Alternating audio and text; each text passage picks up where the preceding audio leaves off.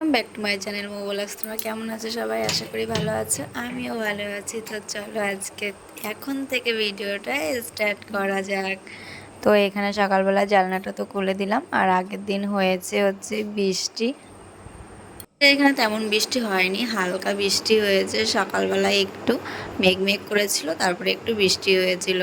আর এইখানে দেখো আমি চা করতে চলে এসেছি। তো তোমরা তো জানো আমাদের বাড়িতে প্রত্যেকটা দিন সকালবেলা চা হয়, কারণ আমাদের বাড়িতে যা চা হয় গেছে তোমরা না দেখলে বুঝবে না, প্রচুর পরিমাণে চা হয়। মনে হয় যে আমাদের বাড়িতে যে চা খরচা অন্যদের বাড়িতে একটা ভালোভাবে সংসার চলে যাবে, এমন পরিমাণে আমাদের বাড়িতে চা খাওয়া হয়। কিন্তু একটা জিনিস ভালো যে আমার এই চা খাওয়ার অভ্যাসটা হয়নি। আমি কিন্তু না চা না খেলেও পারি, খেলেও পারি, আমার কোনো আপত্তি নেই। কিন্তু আমার চা মোটেও ভালো লাগে না। যদি চিনি বেশি দিয়ে একটু আদা দিয়ে ভালো করে চা বানানো হয় তাহলেই আমি একটু খাই, তাছাড়া আমি খাই না। আর মাঝে মাঝে একটু দুধ চা, এই যা। কিন্তু আমার ওই ডেলি যে আমার চা খেতে হবে সেটা আমি কখনোই করি না, কারণ ওই অভ্যাসটা আমার ভালো না। তো আমি চাটা বসিয়ে দিয়েছি, আর চাটা বসিয়ে রেখে তারপরে আমি ব্রাশ করছি। এটা ডেলি রুটিন হয়ে গেছে, চা বসিয়ে তারপর ব্রাশ করে নিই।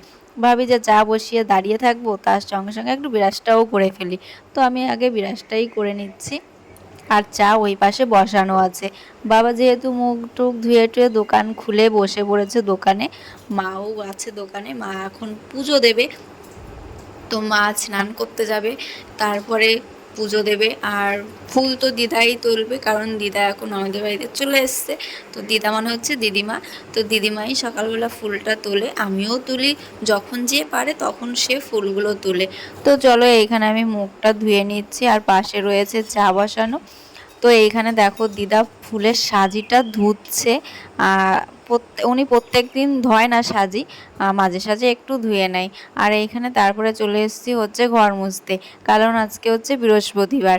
প্রতিটা ঘর আমার মুছতে হবে। তোমরা জানো যে ঘর মুছতে আমার কতটা সময় লাগে, প্রচুর পরিমাণে আমার সময় লাগে ঘর মুছতে, কারণ আমাদের ঘরটা অনেক বড়, ভীষণ বড় আমাদের এই ঘরটা, তার জন্য আমার মুছতেও অনেক সময় লাগে। আর সবচেয়ে বেশি সময় লাগে খাটের নিচে টিটে মুছতে। খাটের নিচে ঢুকতে এখন আর অসুবিধা হয় না, কারণ খাটের নিচে ইট দেওয়া আছে। আর শুধু দিদিমার ঘরে যে খাটটা আছে সেই ঘরের খাটটায় ঢুকতে আমার ভীষণই কষ্ট হয়। খাটটার নিচে তো নিচু, আর যেহেতু আমি লম্বা ডান্ডি নিয়ে নিয়েছি তার জন্য আর কষ্ট হয় না। তো এখানে দেখলে যে আমি এখানে আটা মেখেছি, আর আটা মেখে রেখে রুটি করতে শুরু করেছি। ভেবেছি যে একটা ভালোভাবে ভিডিও বানাবো, কিন্তু আর হলো না। ভেবেছি আটা নিয়ে এসেছি, তারপরে আটাটাকে মেখেছি, তারপরে ভেবেছি যে রুটিটা করবো।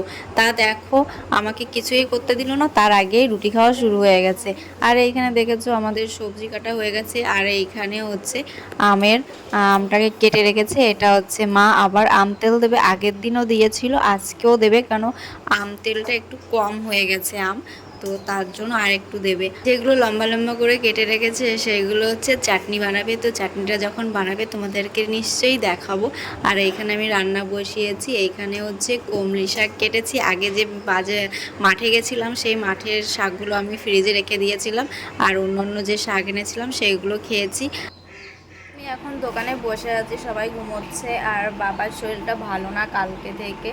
তোমরা আগের ভিডিওতে দেখেছো, শুনেছো, হয়তো দেখাতে পারেনি, কারণ বাবা তো ভিডিওর সামনে আসে না, তার জন্য দেখাতে পারেনি। বাবার শরীরটা ভালো না, আর কালকে মাই দোকানে বসেছিল, তাই ভাবলাম যে আজকে মা ঘুমাক, আমি দোকানে বসি। তো আজকে আমি দোকানে বসেছি। আর দেখো আমার একটা পার্সেল এসছে। তো এই পার্সেলটা আমার না, আমার ননদের মেয়ে, তো আমারটা দিয়ে অর্ডার দেওয়া ছিল। তো চলো পার্সেলটা খুলি আর দেখি যে কী এসছে। তো দেখো আমি এখন পার্সেলটা খুলছি। ও মাঝে মাঝেই আমার মোবাইলটা থেকেই অর্ডার দেওয়া হয়, কারণ আমার নাম্বার থেকে ওরটাই দেওয়া নেই, তার জন্য আমারটা থেকেও অর্ডার দিয়ে দেয়। আর বলে মামি তুমি অর্ডার দাও, তাহলে দেখবে ভালোই আসবে। তো ভাবলাম ঠিক আছে চলো, আমি অর্ডার দিয়ে দিলে নাকি ভালোই হয়, তো চলো দিয়ে দিই।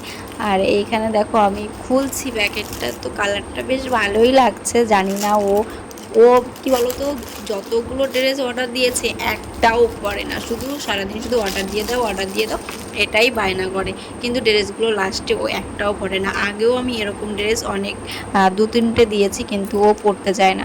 তো দেখো কেমন লেগেছে তোমরা কিন্তু একটু কমেন্ট করে জানাবে। তো আমার তো বেশ ভালোই লাগছে।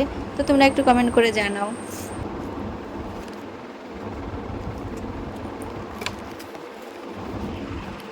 তো জামাটা কেমন হয়েছে তোমরা একটু কমেন্ট করে জানাও। তো এটা তো আমার না, আমাদের হচ্ছে নিকিতার, আমাদের ননদের মেয়ের বড়জনের। তো চলো দেখি ওর কেমন লাগে।